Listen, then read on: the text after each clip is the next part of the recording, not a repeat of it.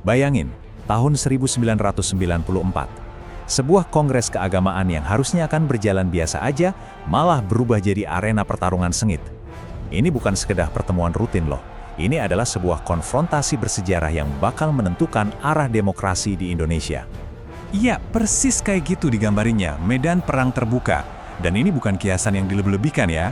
Di Pondok Pesantren Cipasung waktu itu, dua kekuatan raksasa benar-benar berhadapan langsung, dan pertaruhannya, wah besar banget. Oke, kita bedah dulu siapa pemain utamanya. Di satu sudut, kita punya negara yang diwakili oleh Presiden Soeharto dengan rezim Orde Barunya yang cengkeramannya kuat banget.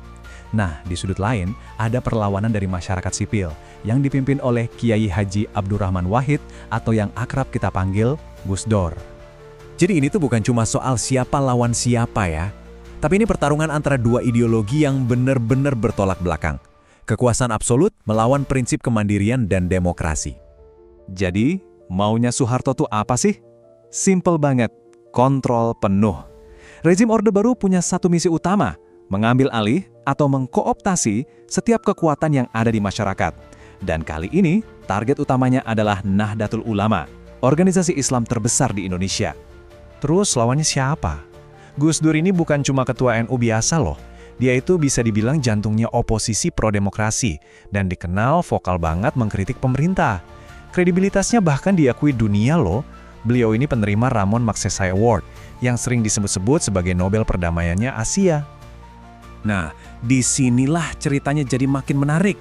Karena pertarungan ini bukan cuma soal siapa yang bakal jadi ketua umum. Ini tentang sesuatu yang jauh lebih dalam, lebih fundamental, yaitu jiwa dari organisasi itu sendiri. Apa mungkin kalian mikir, loh, kan cuma pemilihan internal organisasi, kok bisa segenting itu? Emangnya apa sih yang dipertaruhkan di Cipasung waktu itu? Jawabannya cuma satu kata, kemandirian. Kalau sampai negara berhasil menaklukkan NU, itu bakal jadi kemenangan simbolis yang luar biasa buat Soeharto, sekaligus pukulan telak buat gerakan pro-demokrasi. Ini pada dasarnya adalah perebutan masa depan masyarakat sipil di Indonesia. Dan disinilah dramanya dimulai. Gus Dur yang sebetulnya udah menjabat 2 periode, awalnya nggak mau maju lagi. Tapi, ngelihat intervensi pemerintah yang udah kelewatan dan juga atas restu para kiai sepuh, beliau akhirnya memutuskan buat turun gelanggang sekali lagi. Coba deh bayangin suasananya gimana. Harusnya kan ini proses demokrasi yang adem dan terbuka, malah jadi kayak arena yang dikepung, penuh dengan intimidasi dan tekanan dari aparat negara. Perang urat saraf pun dilancarkan. Muncul kampanye ABG, singkatannya Asal Bukan Gus Dur, yang terus-terusan digemakan buat mendiskreditkan Gus Dur dan ya, memecah belah suara di dalam NU. Dan tekanannya itu bukan cuma omongan loh, tapi juga pameran kekuatan fisik yang gila-gilaan. Pertama, ada 1.500 personil militer yang disiagakan di luar arena muktamar. Nggak cuma itu, ratusan agen intel berkeliaran di mana-mana, mengawasi setiap gerak-gerik. Suasananya, wah pasti tegang banget. Dan puncaknya nih, puluhan panser dan kendaraan lapis baja sampai mengepung area pondok pesantren. Pesannya jelas banget. Kami nonton, kami punya kuasa untuk melakukan apa saja.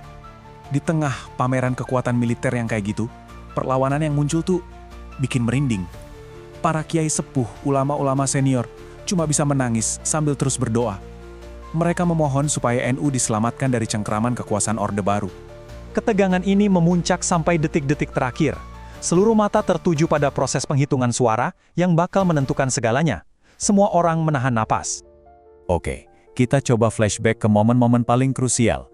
Waktu itu, malam sampai dini hari tanggal 5 Desember 1994. Setelah putaran pertama, pertarungan jadi makin panas. Gus Dur berhadapan langsung dengan Abu Hasan, kandidat yang jelas-jelas didukung pemerintah. Suasananya luar biasa tegang. Lalu, lewat pengeras suara, panitia mulai membacakan perolehan suara satu persatu. Dan hasilnya, Gus Dur 174 suara, Abu Hasan 142 suara. Gus Dur menang. Sebuah kemenangan yang diraih di bawah tekanan yang nggak kebayang. Seketika, arena muktamar itu langsung meledak. Para aktivis muda NU yang tadinya cemas, sekarang bersorak-sorai, meluapkan keharuan. Mereka meneriakkan yel-yel kemenangan yang berani, Soeharto has to go, sebuah permainan kata yang cerdas dan penuh perlawanan. Nah, ini poin pentingnya. Kemenangan di Cipasung itu lebih dari sekedar kemenangan Gus Dur.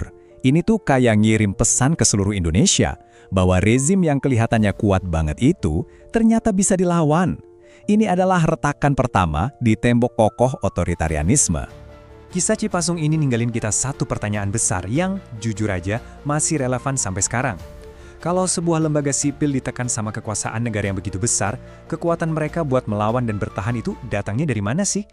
Mungkin ya jawabannya seperti yang kita lihat di Cipasung, dari prinsip, dari keberanian, dan dari doa.